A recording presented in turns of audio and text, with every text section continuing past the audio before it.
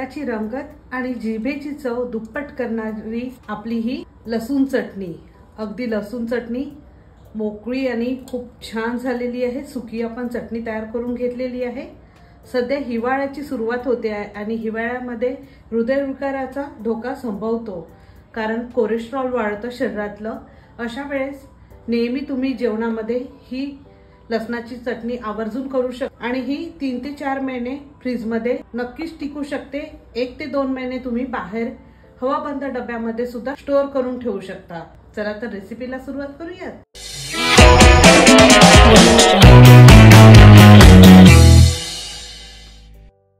नाविन्यपूर्ण आणि पारंपरिक रेसिपीसाठी प्रियाज कुकिंगला सबस्क्राइब करा, बेल आयकॉन क्लिक करा, त्यामुळे येणाऱ्या व्हिडिओचे नोटिफिकेशन तुम्हाला मिळतील। लसणाची सुकी चटणी बनवण्याकरता आपण 1 चमचा तेल घालून घेऊयात। तेल आपल्याला फार घालायचं नाही आहे, कारण आपण सुकं खोबरं सुद्धा यूज करणार आहोत, त्यामध्ये सुद्धा तेल असतं। आणि तेल थोडं तापू देऊयात। त्यानंतर 1 चमचा मोहरी घातलेली आहे, थोडी गरम होऊ देऊयात।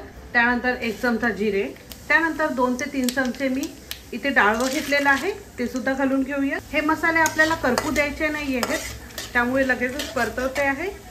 त्यानंतर 5 ते 6 बेडकी मिरची घालते आहे। ही आपल्याला तोडूनच घालायची आहे, अख्खी घातली तर व्यवस्थित ती मसाल्यामध्ये भाजल्या जाणार नाही, त्यामुळे एकसमान भाजण्यासाठी आपल्याला तोडूनच घालायची आहे। त्यानंतर मी यात सुकं खोबरं घालते आहे। खोबऱ्याची मी अर्धी वाटी घेतलेली आहे, अर्धीपेक्षा थोडं कमी लागलेलं आहे। जर खमंग असं परतून घेऊया।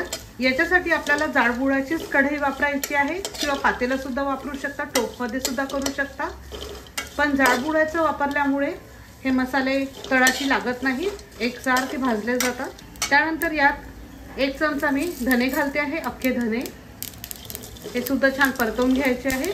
साधारण 3 चमचे मी इथे तीळ घालते आहे, पांढरे तीळ, कारण तीळला सुद्धा तेल सुटतं, त्यामुळे आपण प्रमाणातच 1 चमचा तेल घातलेला आहे।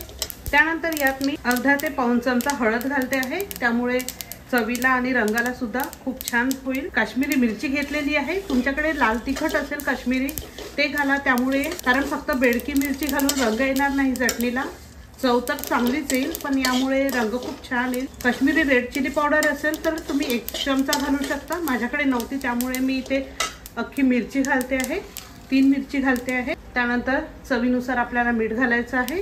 ही चटणी तुम्ही प्रवासात सुद्धा यूज करू शकता। साधारण व्यवस्थित परतला गेलेला आहे मसाला। या स्टेजला मी गॅस बंद करते आहे। त्यानंतर इथे 40 ते 50 मी इथे लसणाच्या पाकळ्या घेतलेल्या आहेत, त्या सुद्धा यात घालून घेतलेल्या आहे। गॅस बंद करूनच आपल्याला एकत्रित मिक्स करून घ्यायचं आहे, कारण ज्या वाटीने मी सगळं मेजरमेंट घेतलं होतं त्याच वाटीने पाऊण वाटी इथे मी हे लसूण वापरलेला आहे। तुम्ही सालीसकट सुद्धा यूज करू शकता। सालीसकट घातलं तर बरेच दिवस ही लसणाची चटणी टिकून राहते। व्यवस्थित मिक्स करून घेतलेला आहे। त्यानंतर आपल्याला हा मसाला अर्धा तास थंड करून घेऊयात पंख्याखाली, त्यानंतरच आपल्याला बारीक करून घ्यायचा आहे। चटणीसाठी आपण जो मसाला भाजला होता तो संपूर्ण थंड झालेला आहे। मिक्सरच्या पॉटमध्ये टाकून घेतलेला आहे मसाला। पल्स मोडवर आपल्याला ही चटणी फिरवून घ्यायची आहे। पल्स मोड म्हणजे आपल्याला बंद चालू करायचं आहे लगेच मिक्सर। 2 ते 3 महिने टिकणारी लसणाची आणि खोबऱ्याची चटणी आपली रेडी झालेली आहे।